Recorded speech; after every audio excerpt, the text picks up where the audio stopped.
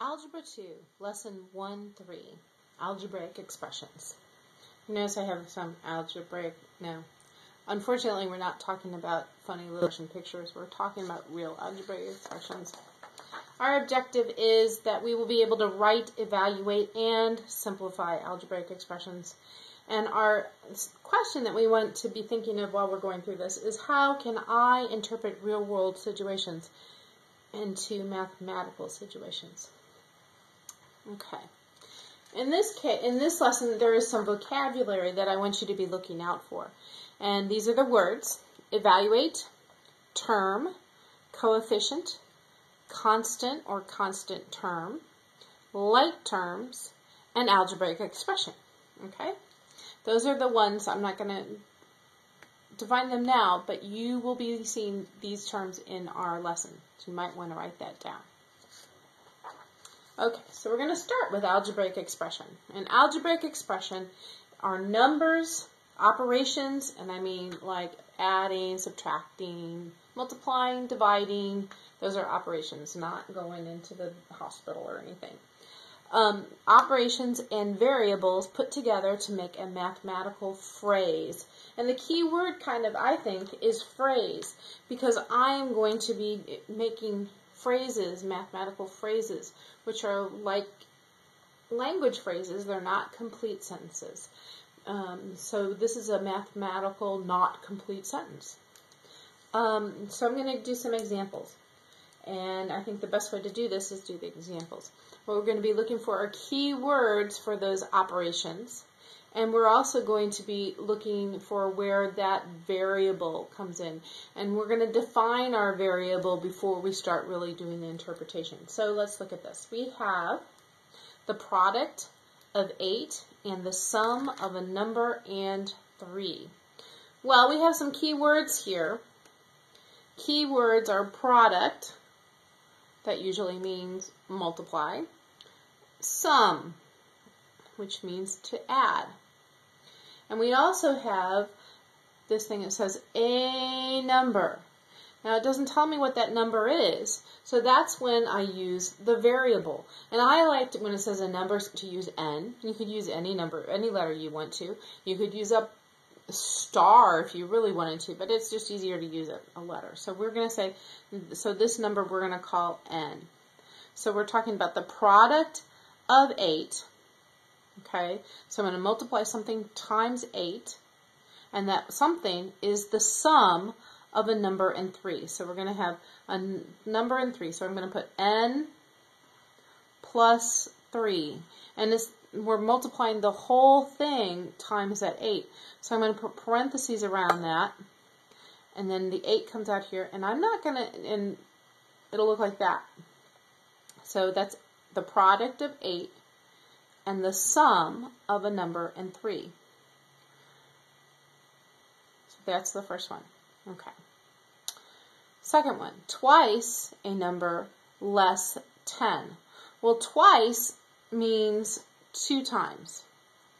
And that's an x for multiplying. A number, once again, they have a number, and it doesn't give us what the number is, so that's where I put my variable. Less than 10. Less than, it's not is less than. Is less than would be the inequality sign. But since it says less than, it means I'm going to subtract from the number after it. Now that's the biggest thing, because a lot of people, we want to do our mathematical phrases in the same order we read it. Often it isn't. And this is one of the key ones that isn't. I'm taking it less than 10. So I'm starting with 10, and then I'm subtracting twice that number, 2 times the number, or 2n. And that's that one. Okay? You just have to remember, math doesn't always go in the same direction as reading. Okay, last one. This one is more like a word problem where we have to come up with an algebraic expression. You have 250 minutes left on your cell phone, and you talk an hour each week. Well, when you talk an hour, that's going to take stuff away. So I'm talking an hour each week. That means I'm going to be subtracting. And each week, weeks in this case are going to be my variable. And I'm starting with the 250 minutes. So I have 250 minutes minus what I talk each week. Well, an hour, I have to have minutes and minutes if I'm going to be doing this. So an hour is 60 minutes per week. So 60 minutes times the weeks that I do. So that would be my algebraic phrase for that. All right, any questions? Well, if you have some, write them down and make sure you ask them in class. Going on. Evaluate.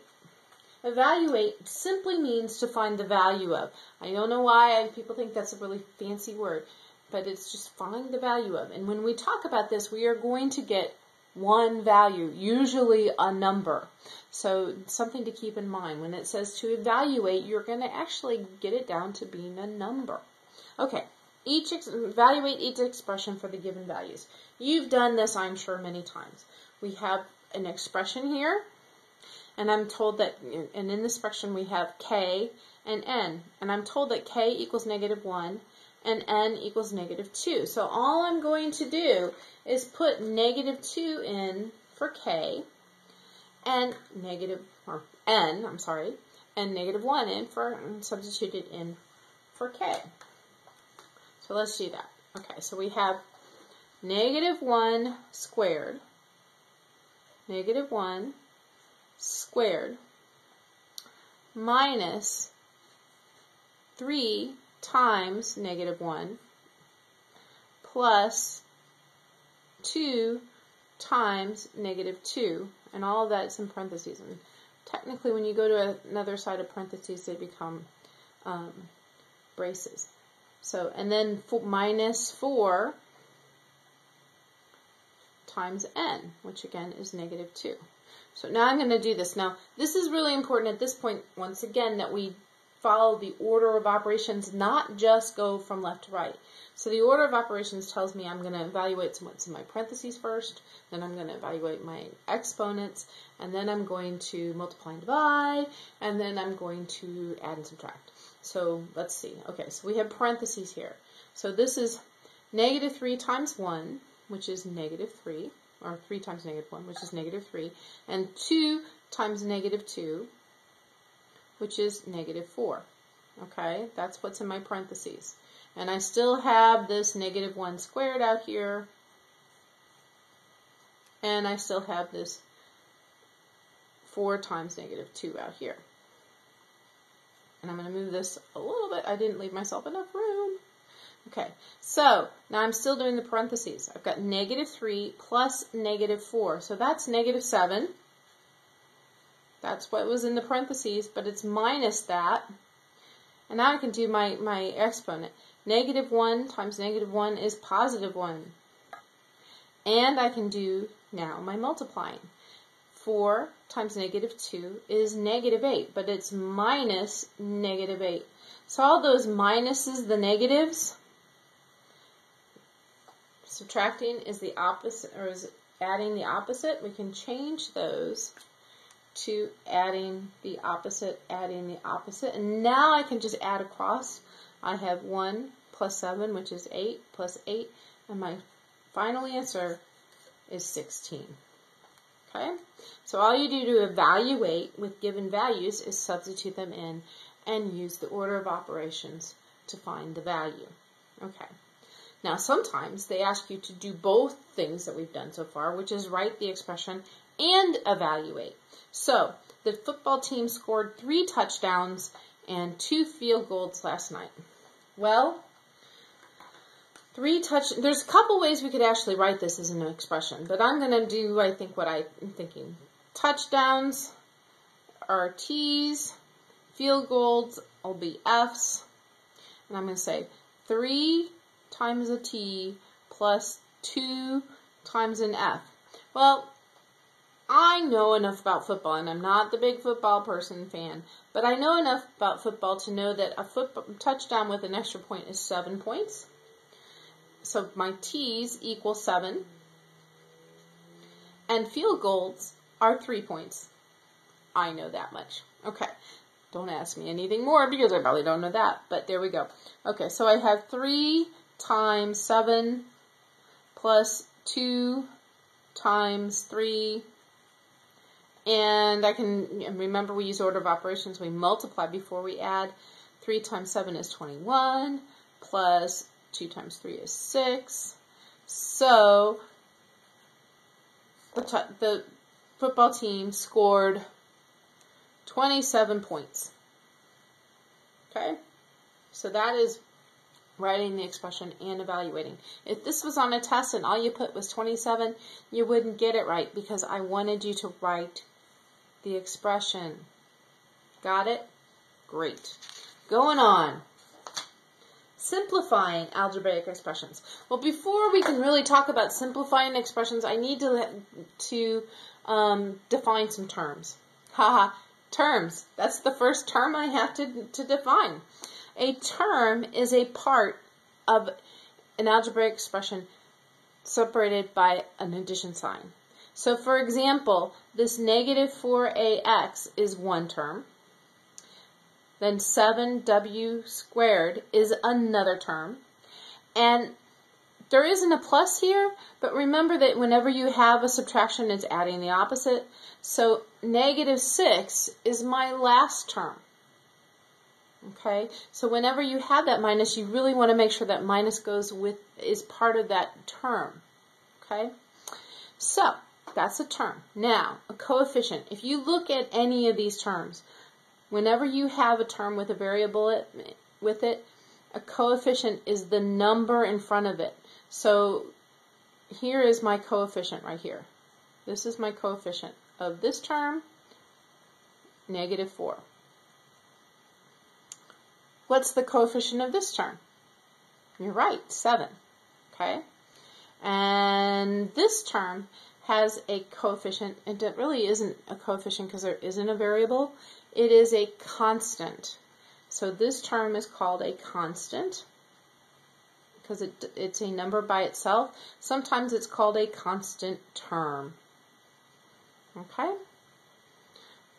So these are the words that we need to know. Each of these are terms, and they're all separated by a plus sign. And each term usually is a combination of a coefficient and variables, or they're just a constant. By the way, if you have a term, like if I said in front of here I had plus just x, like that, there's a coefficient here. It's an implied coefficient. It means the same as 1x. It's always there. Okay, so it's like saying I could say I have one chair, or I just say I have a chair. Okay? All right. So that's that one. Now, here is another algebraic expression. And I'm hoping you're seeing that it has how many terms? 1, 2, 3, 4, 5 terms right now. Some of these terms are called like terms. Like terms have the same variables at the same power. Variable or variables, I should say. And so if I look at this, I can see that 3x squared and 5x squared both have x squared. If one of them was just x, it wouldn't count. But since they're both x squared, they are like terms. I'm going to circle them in red. They are like terms. Similarly, negative 9y, remember that minus goes with the 9, and 2y are also like terms because they have the same variable at the same power. So these are also like terms. And I do like to, when I'm simplifying like this, I write down the problem, and I like to, especially if I'm not used to it, like to circle them so that I make sure I see the like terms and make sure I get them all. And also, occasionally you just have 2, and it's there, it doesn't just go away. It hangs on, and you just keep it in your, as you simplify, you're going to keep it there. but you can't really do anything with it because there are no like terms for the constant 2, -2. Okay. Like terms have the same variables at the same power, and they can be combined. So I can put these two together. 3 plus 5 is 8, so I have 8x squared. -9 plus 2 is -7, so I could either write that as plus -7y, or I could write that as just minus 7y. And then I said before, the 2 just kind of hangs on there, even though because there's nothing to combine with. So that's what I mean when I say combine like terms, is I'm going to take those terms that have the same variable at the same power and add or subtract them, whatever you need to do, so that I have a simpler expression. Okay? So that's what we need to do with simplifying expressions. So going back to what a simplified expression is, simplified expressions have no parentheses. They have no like terms because you've combined them all. In parentheses, you've gotten rid of the parentheses because you're going to use the distributive property. And no reducible fractions. I just put that in there because technically that's true, although we're probably not going to deal with that right now. And all math that can be done is done. Okay? That means that there's going to be things that we can't do. And you're not going to just get a number as an answer. You're going to be left with the variables and probably a plus sign and more than one term. Not always, but often. So understand that we're just doing what we can do to make it a simpler answer, or at least usually it looks like a simpler answer. So okay, so let's look and see if we can simplify these. First one, we have 3 terms. If you notice, the 2a and the 4a are like terms, so I'm going to put those together. 2a plus 4a is 6a, and I still have 3b, and there's nothing I can do with that. This is my simplified, this is the simplification. Notice it is still got a plus sign in there. It's not just a number, okay? But it doesn't have any parentheses, doesn't have any like terms, and doesn't have any reducible fractions. So we're good. Okay. Now, here we have one, and this one's a little tricky because of this minus sign right here. This minus sign is kind of like when you have outside the parentheses, putting a -1. It's that implied 1. So I have to distribute a -1 to each of the terms inside the parentheses. So I'm going to use the distributive property to get rid of the parentheses. So -1 times 3b is -3b. -1 times -8b is positive 8b. Remember, when you multiply anything times -1, you end up with its opposite. Okay? And then I still have that 7b out there in the front, so I'm going to put that there.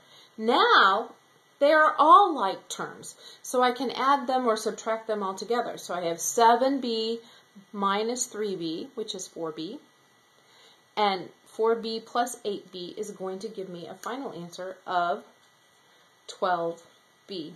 Okay, this time at least I got it down to one term. That's the simplified version, but it still has a b there. That is a b, not a 6. Okay, all right. Last one. This one has 2 sets of parentheses to get rid of, and I'm going to use the distributive property for both of them. I'm going to take the x and multiply it by each thing in this parentheses, and then I'm going to take my y over here and take it times each thing. So what do I get? Okay, let's do that. X times 3 is x times 3, or you should probably write it as 3x. X, and remember this minus is here, so I'm going to have x times -y is going to give me minus xy, x times y. Okay? Then I have y times x, which would be yx, except let's put it in the same order as we did before. So it's xy, and y times 6 is 6y. There we go. All right, now we're looking once again for like terms. If you notice, we have xy and xy. These are not like terms, and they're not like any of these either. You have to have all the same variables. So here we go. This is, and remember the minus goes with the term behind it. So here you go. I have a negative xy and a positive xy. Well, they're opposites, and the zero, or the, what property was that? I bet you know. The inverse additive property says that if you add opposites together, you get 0. So those just cancel each other out. And I'm left just with 3x and 6y. And I can't put those together because they're not like terms. So there we have simplified. All right, well, I've gone over everything we need to. I have a couple sample questions. This is a good time for you to stop the tape and try these and see. And if you've stopped the tape, now you can see the answers.